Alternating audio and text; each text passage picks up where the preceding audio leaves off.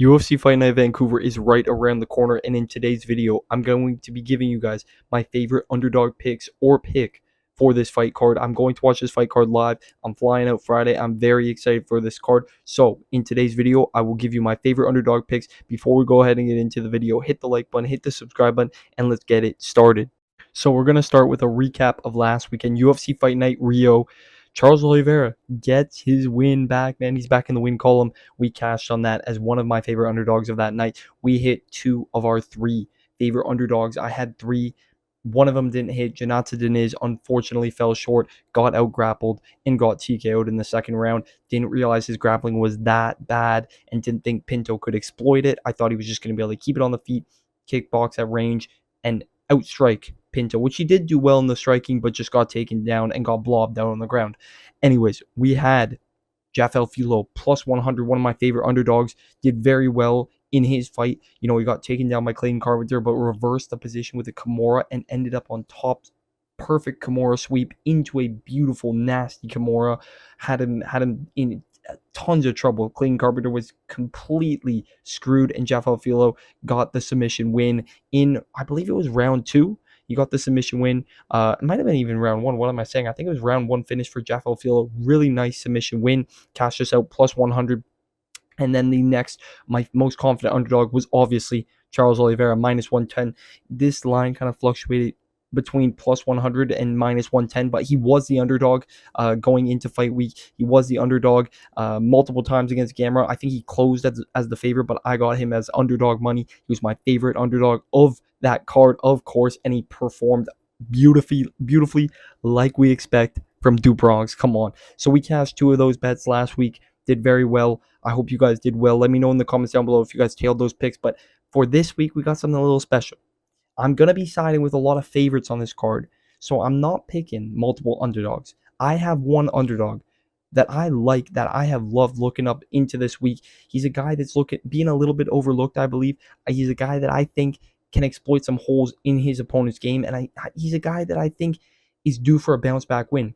And that guy, my favorite underdog for this week for UFC Fight Night Vancouver, the Ritter versus Allen, is going to be Bruno Silva plus 175, man. I think this guy is due for a win. I think he's due for a bounce back win. I know he's getting up there in age. Everybody's starting to count him out. Back-to-back TKO losses in the third round against Manel Cap, against Joshua Van, two of the best flyweights in the world, top 5 flyweights at the moment. Bruno Silva lost back-to-back TKOs. The matchmakers have not loved Bruno Silva. They've been putting him against absolute killers, and he's been having absolute scraps with these guys and then getting finished very late, third round, just gassing out, getting beat up for 3 rounds and then losing in that third round, just getting kind of broken. Against Manel Cap, he had a lot of great moments, landed big shots in moments. Manel Cap was obviously the quicker striker, landed just more volume, out-volumed Bruno Silva, and was just able to just land crazy combos on him and put him down. But Bruno Silva has been a dog I have cashed a lot before. I didn't play him against Manel Cap. I didn't play him against Joshua Van because I knew that those guys had the volume, the striking to beat Bruno Silva, the striking to outstrike Bruno Silva. You need to be the faster striker. You need to be the guy with the more volume and the more speed.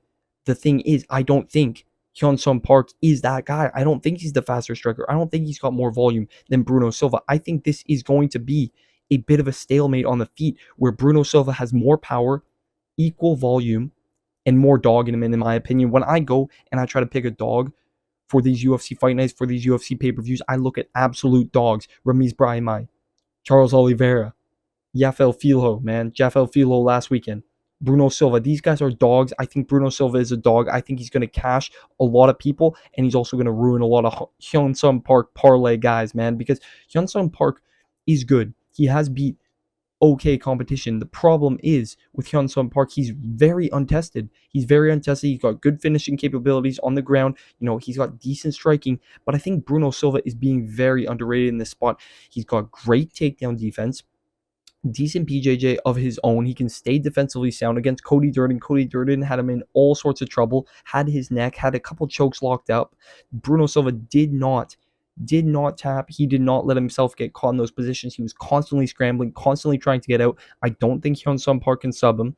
I think Bruno Silva is the better striker. He's got good takedown defense, and he has way more power. I think he's got way more power than Hyun-Sung Park, even at 35 years old, even after coming off of decently bad losses. This is why we're getting this plus 175 on Bruno Silva, is because he's coming off back-to-back losses by KO, and he may have a lot more losses on his record, but I think he's fought the much better competition. He was on a nice finishing streak before fighting top 5 Manel Cap and top 5 Joshua Van now. So Bruno Silva is my favorite underdog for UFC Fight Night Vancouver. I think he's the better striker, like I said. I think he's going to stuff the takedowns of Hyun-Sung Park, and I think he's going to piece him up early, win the first round, the second round. Maybe Hyun-Sung Park will be able to come back in the third, but I'm expecting Bruno Silva to either win a decision or get a late second or third round TKO. I think he's going to either find a finish or get a decision here. I think Bruno Silva is live as an underdog this week. A lot of people are passing up on him. He was plus 200 the other day. That line's come down a little bit.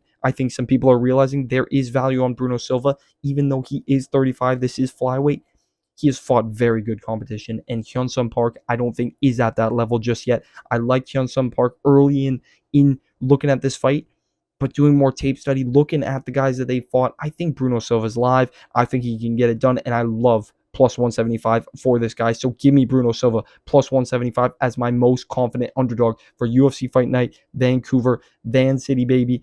I love it. I'm going to be watching this fight card live. Like I said earlier, I'm going to make a vlog, going to make some breakdowns, post-fight breakdowns, going to try to see some fighters. We'll see what happens, but I will try to post as much content as possible. But if you guys did enjoy the video, hit the like button, hit the subscribe button, drop a comment down below who your favorite underdog for this fight night is, and I will catch you guys in the next video. See you.